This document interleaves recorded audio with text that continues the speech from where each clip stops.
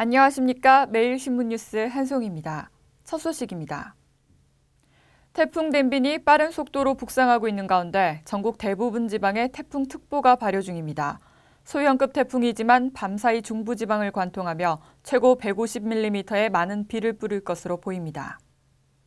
제14호 태풍 댐빈이 현재 서귀포 서남서쪽 약 90km 부근 해상에서 시속 40km의 빠른 속도로 북동진하고 있습니다. 댐빈은 계속 북동진해 오늘 오후 전라도 서해안 지역에 상륙할 것으로 예상됩니다.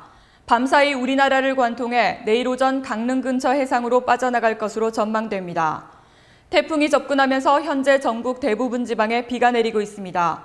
제주도에는 많은 비와 함께 순간 최대 풍속 초속 30m 안팎의 강풍이 불고 있습니다. 기상청은 태풍의 영향으로 내일까지 중부지방과 전라남북도, 경남 남해안에 40에서 100mm, 남해안을 제외한 경상남북도와 제주도, 울릉도, 독도에 20에서 60mm의 비가 내릴 것으로 내다봤습니다. 서해안과 전남 남해안, 강원 영동에는 최고 150mm 이상 쏟아지는 곳도 있겠습니다. 비는 낮에 제주도부터 잦아들어 밤늦게 남부지방 대부분에서 그치겠고 중부지방은 내일 아침, 강원도는 밤까지 내릴 것으로 기상청은 예보했습니다. 대구 동구 안심연료단지 인근 지역의 주민 18명이 폐질환 의심 진단을 받았습니다. 대구시가 안심동 연료단지 주민 중 희망자 187명에 대해 1차 건강검진을 실시하고 이 중 35명에 대해 컴퓨터 단층 촬영으로 정밀 진단을 실시했습니다. 그 결과 진폐증 추정 2명, 폐암 의심 소견 1명, 활동성 폐결핵 의증 2명, 임상적 진찰과 정기적 관찰이 필요한 주민 13명 등 총 18명이 폐질환 의심 진단을 받았습니다. 이들은 연탄공장 반경 300m 내에서 최소 30년 이상 거주한 주민들인 것으로 나타났습니다. 이에 따라 시는 진폐증 등 폐질환이 연탄 분진과 연관된다고 보고 안심지역 모든 주민에 대한 역학조사가 빠른 시일 내에 이뤄지도록 환경부에 요청했습니다. 또 안심지역 비산먼지 대책위원회와 함께 비산먼지로 인한 피해를 근원적으로 해결할 수 있는 대책을 마련키로 했습니다. 유네스코 아시아태평양 지역 세계유산도시 시장단 회의가 29일 경주에서 개막했습니다. 경주시와 유네스코 한국위원회가 공동 주관하는 유네스코 아시아태평양 지역 세계유산도시 시장단 회의가 29일 경주 힐튼 호텔에서 열렸습니다. 이틀간의 일정으로 열리는 회의에는 아태 지역 18개국 33개 시와 국내 4개 시 등 총 37개 시의 시장단 150여 명이 참석해 세계유산도시 간 협력 네트워크 구축 및 세계유산 보존관리 정책 등을 논의합니다. 이날 회의에서는 세계유산도시기구 데니스 리카드 사무총장의 세계유산도시 네트워크의 중요성과 이점이란 주제로 기조연설이 진행됐습니다. 또 도시유산의 경제학, 유산보존과 도시의 지속가능성 등의 주제 발표와 토론이 이어졌습니다. 둘째 날인 오늘은 세계유산인 불국사, 석굴암, 양동마을 투어에 이어 세계유산 보존에 공동 협력한다는 내용의 경주 선언문을 채택합니다.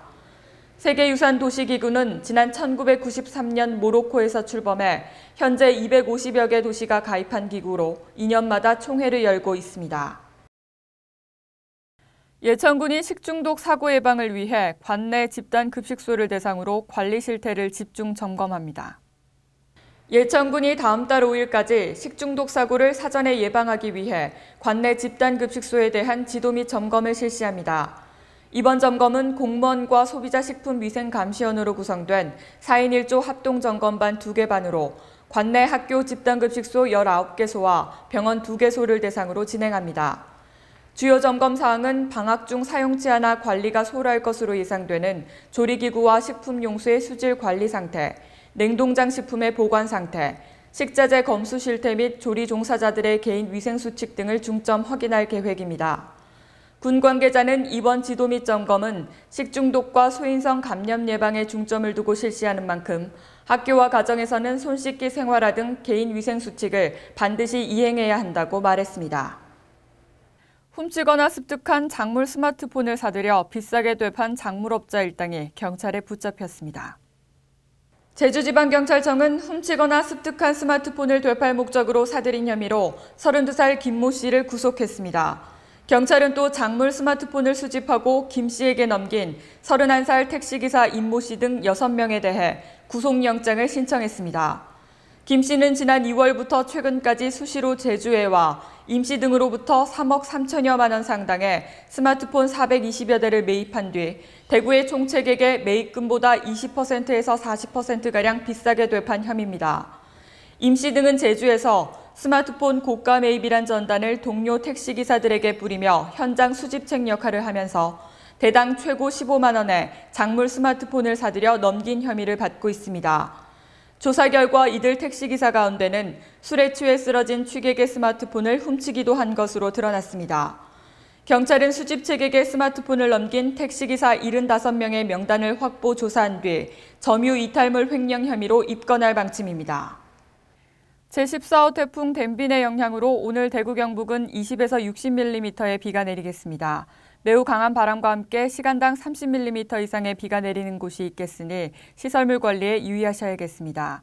경북 남부 지역은 밤부터 비가 그치겠고 북부 지역은 내일까지 계속될 것으로 보입니다. 대구 경북 낮 최고 기온은 24도에서 29도로 기온이 다소 떨어지겠습니다. 이상으로 8월 30일 매일 신문 뉴스를 마치겠습니다. 시청해주신 여러분 감사합니다.